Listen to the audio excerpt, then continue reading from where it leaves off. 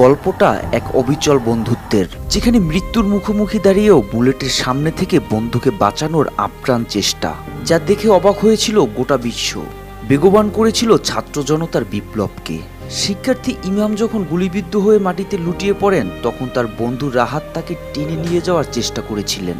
ঘাতক পুলিশ কর্মকর্তার ছোড়া গুলি একের পর এক এসে আঘাত করছে, কিন্তু এতেও পিছপা হননি রাহাত। বন্ধুকে এক মুহূর্তের জন্য ছেড়ে যাননি। যতক্ষণ ইমাম জীবিত ছিলেন, রাহাত তার পাশে থেকে উদ্ধারের চেষ্টা করেছেন।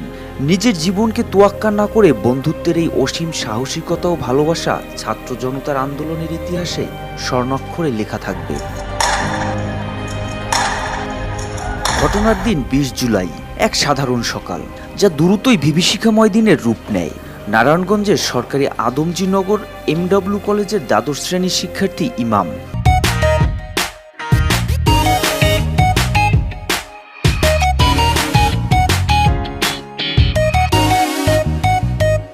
ছিলেন বৈষম্য বিরোধী ছাত্র আন্দোলনের কর্মী।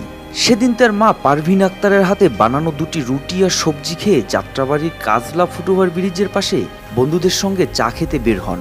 হঠাৎই পুলিশের একটি দল এসে তাদের উপর আক্রমণ চালায়।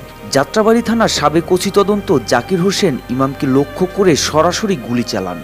ইমামের বন্ধু রাহাত তখন তাকে টেনে নিয়ে যাওয়ার চেষ্টা করেন, কিন্তু পুলিশের গুলি থামেনি। রাহাতও গুলিবিদ্ধ হন। ইমাম তখনও জীবিত ছিলেন। বলেছিলেন, ভাই, আমার শরীরে রক্ত নেই, তুমি ছেড়ে দাও। রাহাত আর ইমামকে বাঁচাতে পারেননি। ইমাম সেখানেই লুটিয়ে পড়েন। এই ঘটনার ভিডিও ফেসবুকে ভাইরাল হয় এবং অ্যামনেস্টি ইন্টারন্যাশনাল ফুটেজের সত্যতা নিশ্চিত করেন। পরে জানা যায়, ঘাতক সেই পুলিশ সদস্য ছিলেন যাত্রাবাড়ি থানার ওসি তদন্ত জাকির হোসেন। ইমামের সুরাথাল প্রতিবেদনে লেখা হয়েছে, তার দেহে 4টি গুলির চিহ্ন এবং মাথা থেকে পায়ের পাতা পর্যন্ত প্রায় 100টি কালো ছিদ্র ও জখম ছিল। পরে ময়নাতদন্তে উঠে আসে তার উপর নির্মমভাবে গুলি চালানোর লোমহর্ষক চিত্র। ইমামের বন্ধু রাহাত, যিনি সেদিন তাকে বাঁচানোর চেষ্টা করেছিলেন, এখনো সোজা হয়ে হাঁটতে পারেন না। তিনি বলেন, বন্ধুকে বাঁচাতে না পারার আক্ষেপ আমার সারা জীবন থাকবে। সেদিনের ঘটনা তার মনে গভীর দাগ কেটেছে, যা কখনো মুছে যাওয়ার নয়। ইমামের মা পারভিন আক্তার জানান, ভিডিওটি দেখার পর তার মনে কেবল একটাই প্রশ্ন জেগেছে, একজন মানুষকে হত্যা করতে কতটা গুলি লাগে?